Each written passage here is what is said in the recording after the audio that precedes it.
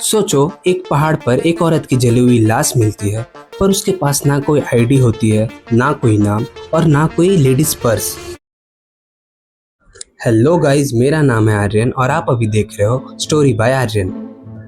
फिर जांच शुरू हुई और पुलिस को पता चला कि ये औरत एक नहीं, दो नहीं बल्कि 8 अलग अलग आइडेंटिटीज यूज करती थी। अलग पासपोर्ट, अलग नाम, कोडेड नोट्स और हर होटल में अलग सिग्नेचर। सवाल सिर्फ एक था, ये औरत थी कौन, और अगर ये स्पाई थी तो इसको किसने मारा। स्टोरी स्टार्ट होती है 29 नवंबर 1970 नॉर्वे के वर्जन सिटी के पास इस डेलन वैली, जिसे लोग डेथ वैली भी कहते हैं। दो लोग हाइकिंग कर रहे थे, तभी उनकी नज़र एक अजीब चीज पर पड़ी। जमीन पर एक औरत की बुरी तरह से जली हुई बॉडी पड़ी थी। उन्होंने तुरंत पुलिस को कॉल किया। पुलिस तुरंत पहुंची और बॉडी के आसपास कुछ अजीब चीजें मिली, जैसे एक अम्ब्रेला, रबर बूट्स और कुछ पिघली हुई बॉटल्स। सबसे अजीब बात ये थी, बॉडी के पास कोई वॉलेट नहीं था, ना कोई डॉक्यूमेंट्स थे, ना कोई पासपोर्ट था। कोई भी ऐसी चीज नहीं थी जो उसकी पहचान बता सके। पुलिस को लगा ये एक्सीडेंट हो सकता है, पर जो पोस्टमार्टम में रिपोर्ट्स आए थे उसने सब कुछ बदल के रख दिया।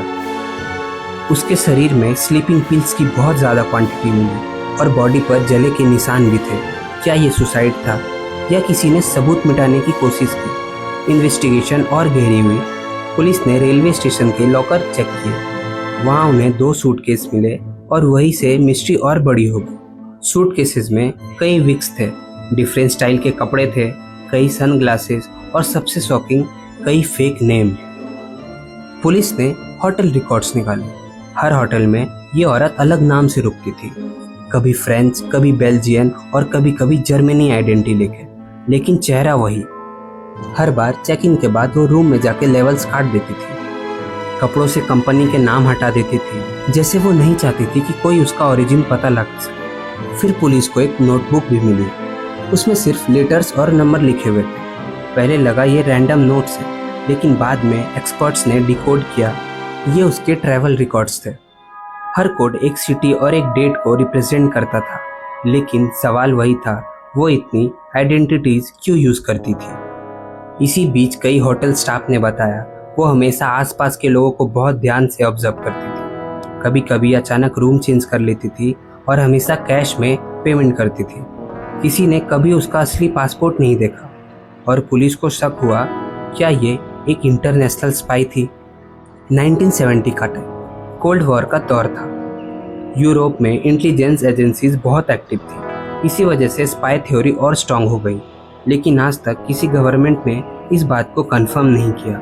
सालों तक इन्वेस्टिगेशन चलती रही, हजारों डॉक्यूमेंट्स चेक हुए, डजन विटनेस से बात हुई, लेकिन असली नाम कभी पता नहीं चला। सबसे बड़ा ट्विस्ट तो तब आया जब कई साल के बाद फॉरेंसिक एक्सपर्ट्स ने उसके दांत और डीएनए दोबारा एग्जामिन किए। उन्होंने उसकी एज और ओरिजिन का अंदाजा लगाया, लेकिन फिर भी उसकी आइडेंटिटी कंफर्म नहीं हो सकी। आज 50 साल से ज़्यादा वक्त बीत चुका है, ना उसका परिवार का पता चला है, ना किलर का, और ना ही ये पता चला है कि क्या वो स्पाई थी या सिर्फ एक आम इंसान जो किसी बहुत बड़े राज में फंस गई थी। और इसी वजह से द इजडेल वुमेन दुनिया की सबसे बड़ी अनसॉल्व मिस्ट्री में से एक बनी हुई है। अगर आज भी कोई इस औरत का असली नाम जानता है तो शायद उसने कभी किसी को बताया नहीं, और हो सकता है ये राज हमेशा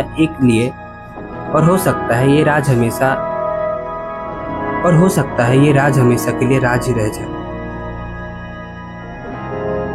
सब्सक्राइब करो अगले स्टोरी के लिए। Thank you for watching.